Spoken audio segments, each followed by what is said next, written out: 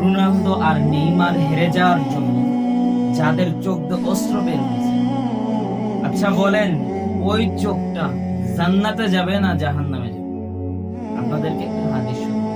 রাসূল করিম সাল্লাল্লাহু আলাইহি ওয়াসাল্লাম বলেন, যার চোখ দিয়ে অস্ত্র বের হবে, যার চোখ দিয়ে আল্লাহর জন্য পানি বের হবে, সেই চোখ কোনদিন জাহান্নামে যাবে না। তবে আপনার চোখ দিয়ে তো আল্লাহর জন্য পানি বের হয়নি, পানি বের হয়েছে কার জন্য?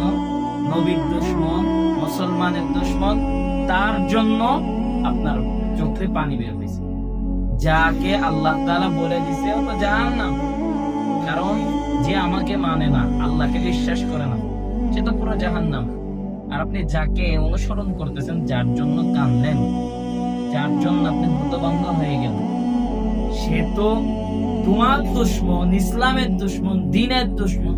তুমি তার জন্য কান্নাকাটি করো, ওই চোখ তো কখনো জান্নাতে যেতে তো পারেই না, জাহান্নামে যাবে। কারণ ওই চোখটা তো তুমি ভালো মানুষের জন্য কাঁদো নাই, তুমি কাঁদছো ওই ইহুদি খ্রিস্টানের জন্য, জাহান্নামী লোকের জন্য কাঁদছো, যার সাথে যার মহাব্বত, তার সাথে তার কিয়ামত।